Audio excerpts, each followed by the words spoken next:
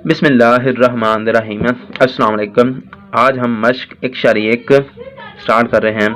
सवाल नंबर 1 है, दर्ज झैल कालमों का मर्तबा बयान करें। सबसे पहले हम इसकी डेफिनेशन की तरफ जाएंगे कि मर्तबे का मतलब क्या होता है। मर्तबा जो असल में होता है, इसमें हम ये बराबर होता है किसी भी कालम की रो कितनी है। जैसे ये एक हमारे पास कालम है, इसमें कितनी रो हैं, इसमें 2 रो हैं। ये नीचे ऐसे लाइनें लगानी हैं तो इसमें 2 लाइनें हैं। ये जैसे ये रजिस्टर की 2 लाइनें हैं तो इसी तरह इसकी 2 लाइनें हैं। तो 2 पहले लिखना है रो, इसका फार्मूला होता है row by column, COLUMN, row by column. तो 2 रो हैं, रो बाय कॉलम। कॉलम कितने हैं, 1 2, 2 कॉलम है, 2 कॉलम 2 रो है, तो इसको हम 2 बाय 2 लिख देंगे। तो इसका मर्तबा हमने बयान करना है, तो हम यहाँ लिखेंगे ए का मर्तबा बराबर होता है 2 बाय 2। इसका फार्मूला याद रखें, रो बाय कॉलम। तो रो इसमें कितनी है, 2 हैं, कॉलम कितने हैं, 2 हैं, 2 बाय 2। तो इसी तरह अगर हमारे पास बी पॉइंट्स आता है तो हम यहाँ बी हमारे पास एक नया कालम आता है और इसका हमने मर्तबा बयान करना है। तो बी का हम लिखेंगे बी का मर्तबा, ऐसे हम लिखा करेंगे बी का मर्तबा। तो ये बराबर होगा, हमारे पास 2 रो हैं, हमारे पास कितनी है, 2 रो हैं और 2 ही कालम हैं। तो रो पहले 2 रो हैं, तो पहले हम रो लिखेंगे रो, फिर हम बाय लिखेंगे फार्मूले के मुताबिक जिस तरह वो बताया जाता है। तो कालम कितने, 1 2, 2 कालम है, 2 बाय 2 लिख देंगे। इस तरह हमारे पास सी आ जाता है। इसको अगर वैसे भी एक बार लिख सकते हैं, जैसे ये सी इक्वल टू 2 4 का कालम बना है, तो इसको एक बार लिख भी सकते हैं, सी इक्वल टू 2 4 भी हम लिख सकते हैं। तो हम इसको लिखेंगे सी का मर्तबा, तो बराबर हम लिखेंगे। इसमें हमारे पास कतारें कितनी है, कतार 1 है, एक लाइन है, कतार है, लाइन है। कतार का मतलब ही लाइन होता है, यानी कि अगर हम लिखेंगे कतार, कतार का मतलब लाइन ही होता है। तो कतार बराबर लाइन होता है, तो इसका मतलब है एक कतार है, एक लाइन है। तो पहले हम इसका फार्मूला है एक बाय रो बाय कॉलम। तो 1 बाय, इसमें रो कॉलम कितने हैं, 1 2 कॉलम है, 2 कॉलम है, 1 बाय 2 लिख देंगे। अब हमारे पास डी आता है, डी का मर्तबा बयान के, तो हम लिखेंगे डी का मर्तबा। तो ये हम बराबर लिख देंगे। हमारे पास में रो कितनी है, हमारे पास सबसे पहले रो बाय कॉलम है, फार्मूला याद रखें 1 2 3, 3 रो है, तो हम यहाँ 3 लिख देंगे। रो बाय कॉलम, बाय लिखेंगे, फिर हम लिखेंगे इसका कॉलम कितने, कॉलम ऊपर से नीचे को ऐसे कॉलम बन जाता है, ऊपर से नीचे को जो लाइन हम खींचते हैं तो वो कॉलम कहलाता है। जिस तरह कोई भी, इसको हम लिख देंगे 1, जैसे कोई भी एक डब्बा है हमारे पास, ये ऊपर से नीचे को हम डब्बा बना देंगे तो ये कॉलम वाइज एक डब्बा बन जाता है। इस तरह अगर हम सी पर जाते हैं, ई पर जाते हैं, तो इस ई के जो एलिमेंट्स हैं, रुकन हैं, वो ABC हैं, चाहे गिनती हो चाहे ABC हो। तो मर्तबा इसका बयान करने में इसका कोई इस पर इफेक्ट नहीं पड़ता, इस पर कोई असर नहीं पड़ता। तो हम लिखेंगे ई का मर्तबा, ई का मर्तबा बराबर, हमारे पास में लाइनें कितनी हैं, रो कितनी हैं, तो हमारे पास 1 2 3, 3 लाइन है, रो 3 है, हम 3 लिख देंगे। 3 बाय, आगे हम कॉलम लिखेंगे, कॉलम कितना, 1 कॉलम है, 2 कॉलम है, 2 कॉलम है, 3 बाय 2 लिख देंगे। इस तरह हमारे पास एफ आता है, हम यहाँ लिखेंगे एफ, एक बार लिख सकते हैं एफ इंटू 2 कॉलम ब्रैकेट। हम लिखेंगे एफ का मर्तबा, हमने जैसे लिखा है एफ का मर्तबा, एफ का मर्तबा हम बराबर लिख देंगे। हमारे पास इसमें कितारें कितनी, फार्मूला याद रखना है, चाहे जिस तरह का मर्जी सवाल आ जाए, पेपरों में भी जिस तरह का मर्जी सवाल आ जाए, आप लोगों ने फार्मूला याद रखना है। फार्मूला क्या है, हमारे पास रो बाय कॉलम, ये याद रखना है फार्मूला। इसको हम लिख सकते हैं फार्मूला इक्वल टू है रो, ये याद रखना, ये आपने याद रखना है रो बाय कॉलम। तो ये जिसको याद हो गया वो आसानी से सवाल हल कर सकते हैं। तो हम रो लिखेंगे, इसमें कितनी रो है, 1 रो है, हमारे पास 1 लाइन है, तो हम लिख देंगे 1 बाय, और इसमें कॉलम कितने, ऊपर से नीचे 1 कॉलम बनता है, 1 रो 1 कॉलम बनता है, हम इसको 1 बाय 1 लिख देंगे। फार्मूला याद रखना है, इसी से सारे सवाल हमारे हल होते जाएंगे। तो हमारे पास नेक्स्ट आता है जी। जी में ये काफ़ी थोड़ा लंबा है, हम लिखेंगे जी का मर्तबा, जी का मर्तबा बराबर, हमारे पास इसमें लाइन कितनी, फार्मूला याद रखना है row by column, row by column है, 3 रो है हमारे पास है, 1 2 3, 3 रो है। ये लाइनें पेपर में लगानी नहीं है, समझने के लिए समझ आना चीज़ का जरूरी होता है। तो हम 3 लाइनें हैं तो 3 लिख देंगे, 3 रो हैं, 3 रो हैं, 3 कितारें हैं, 3 लाइनें हैं, तो हम इसको 3 लिख देंगे। इसको फिर याद रखें, रो बराबर होता है कितार, रो का मतलब कितार होता है और कितार को हम लाइन भी कहते हैं। तो ये लाइन कितनी है, 3 लाइनें हैं, तो 3 लिख दिया। फार्मूला 3 बाय, और इसमें कॉलम कितने, 1 कॉलम 2 कॉलम 3 कॉलम, 3 कॉलम है। कॉलम ऊपर से नीचे को होता है, डब्बा कोई से ऊपर से नीचे को हम डब्बा बना देंगे तो उसको कॉलम कॉलम कहेंगे। तो ये ऊपर से हम नीचे को 1 2 3, 3 है, 3 बाय 3 इसका जवाब आ जाएगा। ये इतना ही लिखना है, ये मुश्किल नहीं है। तो इस तरह हम लिखेंगे एच का मर्तबा। एच का मर्तबा हमारे पास कितने हैं, 2 लाइनें हमारे पास, 2 कितार हैं, 2 रो हैं, 2 रो है, 2 कितारें हैं, 2 लाइनें हैं, तो हम 2 बाय 2 लिख देंगे।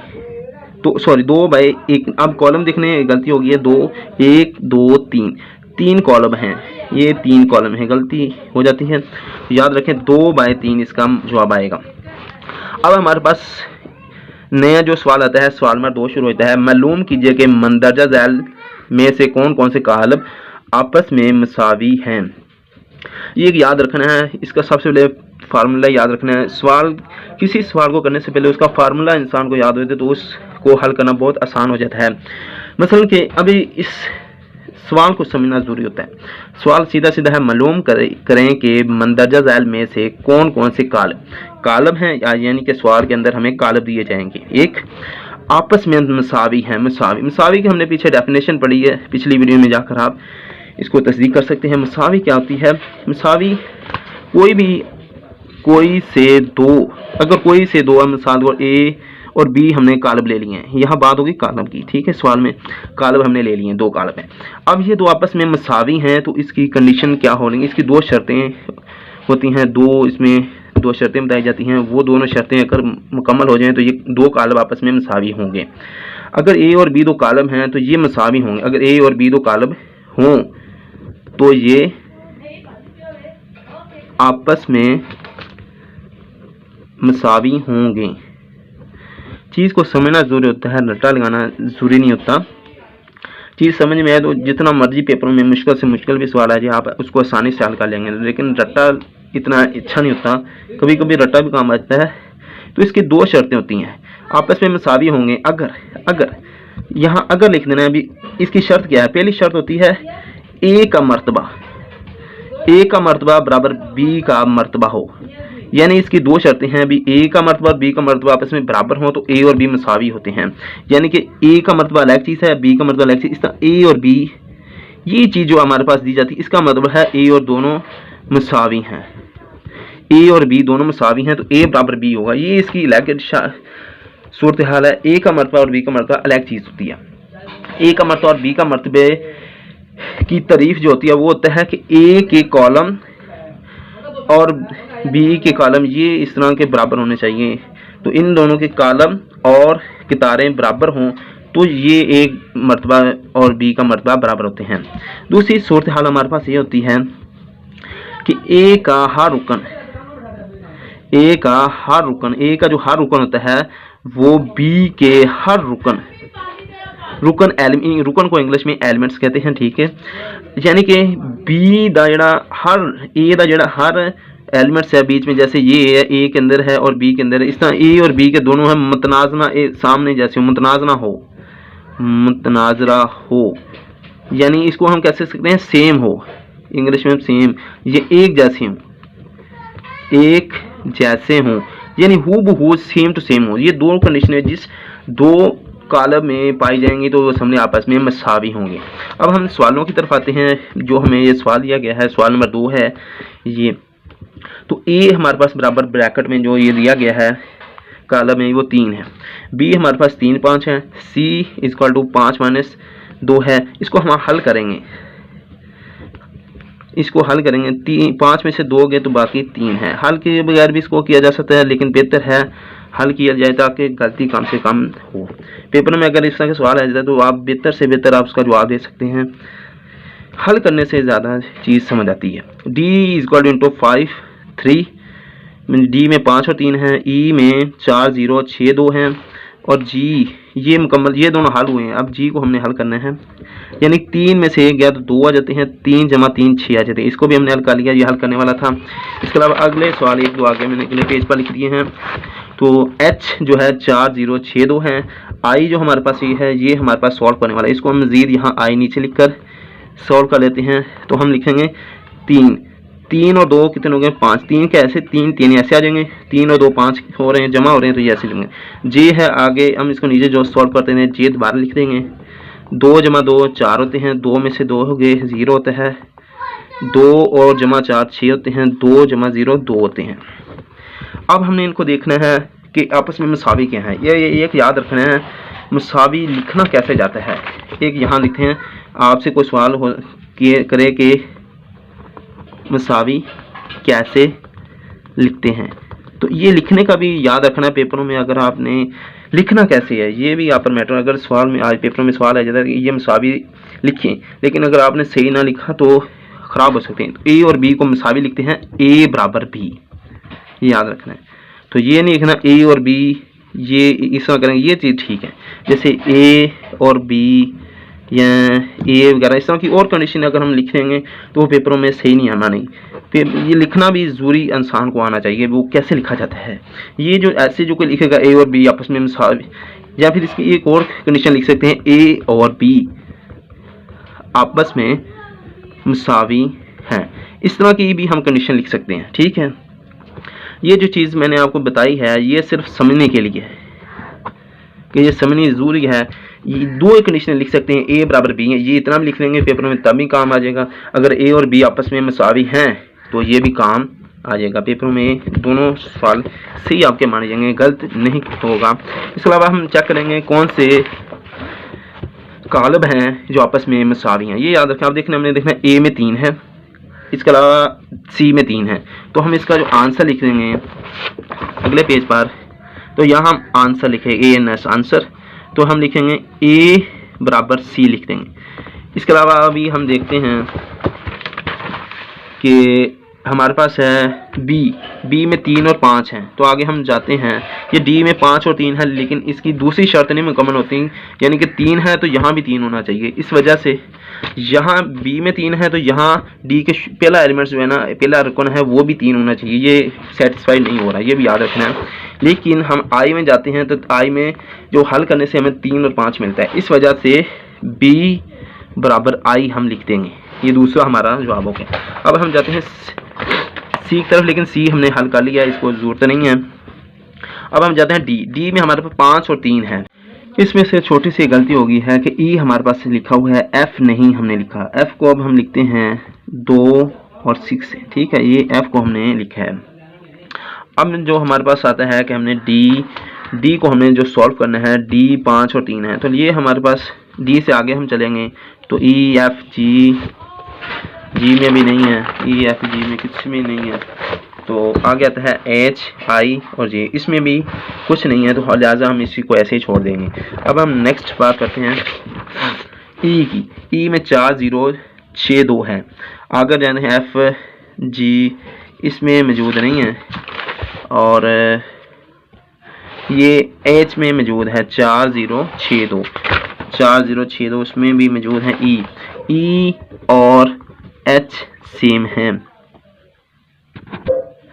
लेकिन एक और बात है, हम जे में अगर देखें, जे में भी 4062 मौजूद हैं, तो उसका मतलब ये भी आपस में मसावी हैं। मसावी के लिए मैंने आपको पहले बता दिया था, A is equal to B लिखते हैं, इस तरह E is equal to H, H is equal to J हम लिखते हैं। इस तरह आगे पीछे भी करें तो कोई बात नहीं है, ये यानी इस तरह लिख दें तरतीब वाइज ई एच जे, तो ये बेहतर है। इस तरह के अलावा अब हम चलते हैं, हमारे पास हो गया ई हमने हल कर लिया। अब एफ चेक करते हैं, एफ में 2 और 6 हैं और जी में 6 और 2 हैं, यानी एफ और जी बराबर है। लेकिन आगे हम देखते हैं किसी और में इस तरह की सूरत हाल नहीं है, तो हम लिख देंगे F is equal to G, F is equal to हमने जी लिख दिया है। अब हम नेक्स्ट जाते हैं, तो एफ और जी मुकम्मल हो गए हैं। एफ जी से आगे चलते हैं, एच हमने यहाँ हल कर लिया है, नीचे ये देख सकते हैं। इसके अलावा आई हम देखते हैं, आई भी हमने यहाँ सॉल्व कर लिया है। इसके अलावा हम जे देखते हैं, जे भी हमने यहाँ सॉल्व कर लिया है, तो यहाँ पर ये मुकम्मल हो जाता है। अब हमने आगे एक सवाल है इसका, ए मशक 1.1 का आखिरी सवाल है, बड़ा इंपॉर्टेंट है। सवाल नंबर 3 कोशिश करता हूँ कि इसी वीडियो में हल कर लूँ। सवाल नंबर 3 है ए बी सी और डी की कीमतें मालूम करें जो दी गई मसावात को दुरुस्त कायम रखें। यहाँ पहले सवाल को समझना बहुत ज़रूरी होता है कि ए बी सी डी, सी और डी की कीमतें मालूम करें। पहला तो ये चीज़ आ गया है कि आपने ए बी सी और डी की कीमतें मालूम करनी है। ये एक सवाल का पहला है। सवाल को किसी सवाल का जवाब उसी सवाल में ही बहुत सारा मौजूद होता है, तो ये यहाँ से हमें पहले सवाल में ही मिल जाता है कि ए बी सी और डी की कीमतें मालूम करनी है। लेकिन आगे सवाल जाते हैं, मसावात को दुरुस्त कायम रखती हैं, जो दी गई मसावात को दुरुस्त कायम रखती हैं। मसावात क्या होती हैं? मसावात होती हैं किसी चीज़ की, कोई चीज़ को बराबर बनाना। मतलब कि अगर जैसे पिछली हमने चीज़ों को आपस में मसावी रखा था, मसावी, यह मसावी ही का मतलब होता है, मसावी से ही मसावात बना है। मसावी का हम क्या करते थे? मसावी कंडीशन होती थी ए बराबर बी, ए बराबर बी है। इसी तरह से अगर ए बराबर बी है तो इसका मतलब अगर हम इस कॉलम को नाम ए दे दें और इस कॉलम को हम नाम बी दे दें, तो इसका मतलब है कि इसके जो इसकी ये आपस में मसावी हैं, यानी कि इसके जो एक तो ये कंडीशन होती है ए का मर्तबा और बी का मर्तबा सेम है, यानी इसमें 2 कितारें हैं और इसमें भी 2 कितारें हैं, इसमें 2 कॉलम हैं, इसमें भी 2 कॉलम हैं। दूसरी शर्त है, मसावी की 2 शर्तें थी ना, तो दूसरी ये शर्त होती है कि इसका जो हर रुकन है, ए का हर रुकन बी के रुकन के मुतनाज़ा होता है, सेम होता है, यानी ए जमा सी तो बराबर बी होगा, यानी कि ये दोनों सेम है। ए जमा सी का जवाब बराबर 0 कहता है। तो इस तरह इसकी कंडीशन होल्ड हो रही है। हम इसको सॉल्व करेंगे, ज़्यादा फिक्र करने की ज़रूरत नहीं है, ये सॉल्व करेंगे तो आपको समझ आ जाएगी क्या हम करते हैं। यहाँ से पहला सवाल हमें इनकी वैल्यू लेनी है पेपरों में, हमें इसे साबित नहीं करना कि मसावी हैं नहीं है, बस हमें जो सवाल पूछा गया उसके मुताबिक हमने ए बी सी डी की मालूमात दे देनी है। तो इतना ही पेपरों में आप करेंगे और आपका सवाल ठीक होगा। तो ए जमा सी बराबर 0 है, यानी कि मुतनाज़ना अरकान एलिमेंट्स बराबर हैं। तो ए जमा सी बराबर 0 है और ए जमा 2b इज इक्वल टू -7 के हैं और c -1 इज इक्वल टू 3 के हैं और 4d - 6 बराबर है 2d के हैं। हम इनके नाम रख लेते हैं। ऊपर गिनती में एक इसको किसी तरह में गिनती ना ए कोशिश करें कि अलग गिनती दें। जैसे यहाँ हम इसको रोमन गिनती भी दे सकते हैं, इस तरह की ए बी सी, बड़ा कैपिटल ए बी सी, जैसे ए वगैरह का या बी का नाम भी दे सकते हैं, लेकिन कोशिश करें भी जो इनसे मुख्तलिफ हो। तो यहाँ रोमन गिनती मुख्तलिफ लग रही है, तो मैं ये ले लेता हूँ ए 2 1 2 3 और ये हमने ले लिया 4, ठीक है। इसके अलावा अब इसको हल करना है, कोशिश करना है कि वो हमने कंडीशन वो चीज़ लेनी है जिसको हम आसानी से हल कर लें। तो इंग्लिश में लिख सकते हैं, उर्दू में लिख सकते हैं। तो हम लिख देंगे, हम तीसरी क्वेश्चन लेंगे। ये इक्वेशन है, क्वेश्चन बन गई है, एक इक्वेशन 2 3 1 2 3 4 क्वेश्चन हमारे पास बन चुकी हैं। हम इस c - 1 = 4, इस यहाँ से हमारे पास आसानी से वैल्यू c की निकल जाएगी। ये 1 है, ठीक है, समझने के लिए मैं थोड़ा लिखता है ऐसे हूँ, ठीक है। ये 1 है, तो c - 1 = 3 है। तो हम लिखते हैं बाय 3 लिख सकते हैं, या हम ये डायरेक्ट भी लिख सकते हैं c - 1 = 3, c - 1 बराबर 3। उर्दू इंग्लिश मिक्सर है, थोड़ा सा समझने की कोशिश करें। c बराबर है एक माइनस दावा उधर जाके -1 दिन आ उधर जाके जमा नहीं हो जाएगी, जमा 3 है। c बराबर 3 ते 1 4, ठीक है। c की वैल्यू साढ़े को आ गई, इन्हों डबल नाल ताकि आसानी ना याद हो जाए। c बराबर 4, c वैल्यू 4 आ गई। हुण अगले हुण कोशिश करें, हुण वेखें असीं एक a जमा c बराबर 0 है, ये एक क्वेश्चन में है। तो असीं इन्हों इसको आसानी से क्या लिखेंगे, c बराबर 4 को 1 क्वेश्चन में दर्ज करने से, तो हम इसका जवाब निकालेंगे। तो a जमा, हम इसे a को ऐसे लिख देंगे, जमा लगाएंगे, c है, c की जगह हम 4 लगा देंगे और बराबर हमारे पास क्या है 0 है। तो a को हम ऐसे उतार देंगे, जमा लिखने की जरूरत नहीं, जमा 4 के साथ है तो बराबर लिखेंगे, 4 उधर जाएगा तो 0 - 4 हो जाएगा, 4 प्लस का जमा का उधर जाकर माइनस का हो जाएगा। 0 0 -4, इसका जवाब -4 ही रहेगा, 0 खत्म हो जाएगा। तो a को बराबर हम लिख देंगे -4। ये हमारे पास डिब्बा बना लेना है आपने ने, ताकि आपको पता चल जाए कि c की वैल्यू हमारे पास आ चुकी है और a की वैल्यू भी हमारे पास आ चुकी है। अब हमने क्या करना है, अब हमारे पास ये चौथी जो क्वेश्चन है, चलो हम ये दूसरी क्वेश्चन हल कर लेते हैं। a जमा 2b -7। तो इसको हम करते हैं a = -7 को a = -4 को 2 में दर्ज करने से। ये इंग्लिश उर्दू आपने लाजमी लिखनी, ताकि ना सवाल जो पेपर वालों बोर्ड वालों को समझ आए। जितना आप डिटेल में जाएंगे ताकि लोग समझा सकें, ताकि ना सवाल आपका गलत ना हो। a = -4 को 2 में दर्ज करने से, तो 2 में दर्ज करने से अब हमारे पास ये a है। a की जगह हम क्या लिख देंगे -4 जमा, अब ये याद रखते हैं a की जगह हमने लिख दिया -4 और 2b की जगह हम 2b ऐसे लिख देंगे, क्योंकि हमारे पास b की वैल्यू अभी तक मालूम नहीं हुई। आगे हमारे पास बराबर में -7 है, तो हम -7 लिख देंगे। इसको हम अब हल करते हैं। 2b को हमने इधर रहने दिया है, ये -7 लिख दिया है, ये माइनस का 4 है, उधर जाकर जमा का 4 हो जाएगा। तो हम इसको ऊपर हल करते हैं। ये 2b हमने ऐसे लिख दिया है, ये देखें, और बराबर हमने लगा दिया है, बराबर लगा दिया है। अब हमारे पास -7 जमा 4 है, तो हम -7 में से 4 निकालेंगे तो हमारे पास जो आएगा -3 आ जाएगा। अब हम क्या करेंगे, b इधर ज़रब का है, b हम ऐसे लिख देंगे, b इधर ज़रब का है, दूसरी तरफ जा भी जाएगा b ज़रब वाला, तो दूसरी तरफ तकसीम हो जाएगा। ये भी आप लोगों ने याद रखना, -3/2। ये एक फार्मूला याद रखें, कुलिया है, फार्मूला है, यानी कि जो चीज़ जिस तरह यहाँ एक माइनस हो रहा है तो दूसरी तरफ जाकर जमा हो जाएगा। इस तरह कोई चीज़ अगर एक तरफ, इस तरह कोई चीज़ अगर एक जगह इस तरह 4 जमा का हो रहा है, दूसरी तरफ माइनस का हो जाएगा। अगर कोई चीज़ इस तरह ज़रब में हो रही है तो दूसरी तरफ जाकर तकसीम हो जाएगी। जो चीज़ यहाँ 2 तकसीम हो रहा है तो उधर जाकर ज़रब का हो जाएगा दूसरी तरफ जाकर। तो b को हम लिख देंगे -3 और 7। 3 और 7 को अगर हम डिवाइड कर लेते हैं तो 3 और डिवाइड करते हैं तो 2 1 बार 2, एक आंसर आ जाएगा। अब हमने एक बचा है, इसको मज़ीद डिवाइड करना है, तो हमें यहाँ नीचे जवाब 0 लाना है। तो यहाँ डॉट लगा देंगे, इशारे लगा देंगे और यहाँ 0 लगा देंगे। ये तकसीम करने का हल्का तरीका है।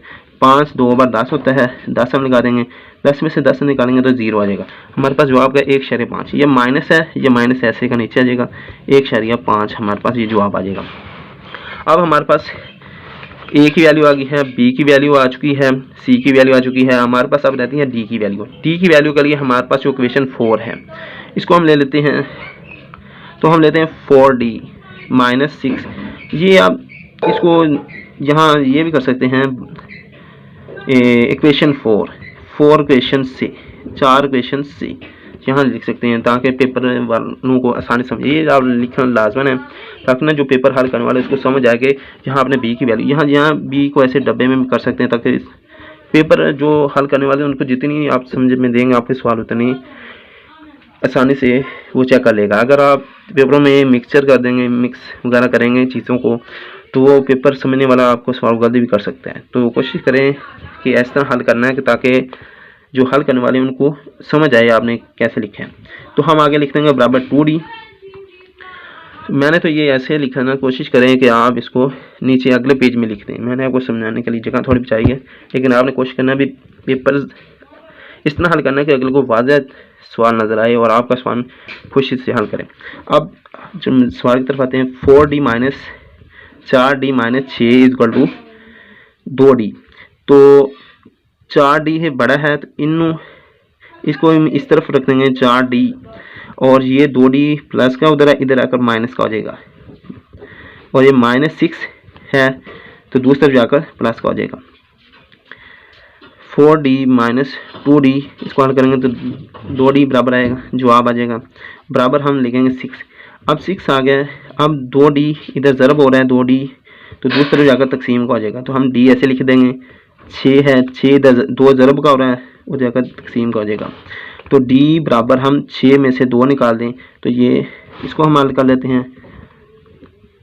3 2 बार 6 होता है, तो इसका हम जवाब 0 है। ये देखें यहाँ हमने 0 जवाब लगाया था, यहाँ 0 0 पर ये तकसीम ख़त्म हो जाती है, तो इसका जवाब आएगा 3, ये 3 है।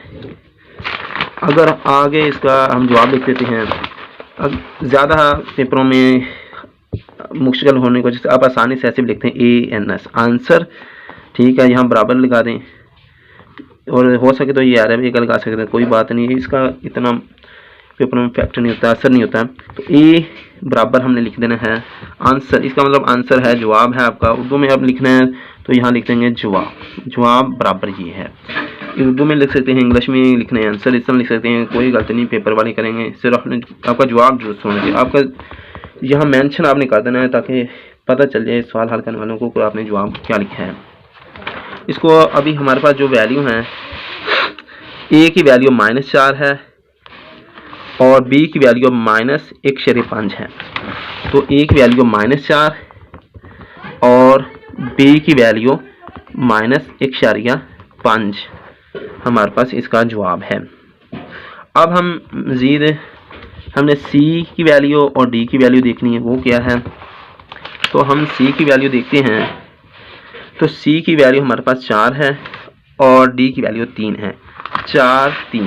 तो हम C की वैल्यू 4 लिख देते हैं और D की वैल्यू हम 3 लिख देते हैं। ये हमारे पास जवाब आ चुका है। बस इतना ही आप लोगों ने करना है और ये हल हो गया।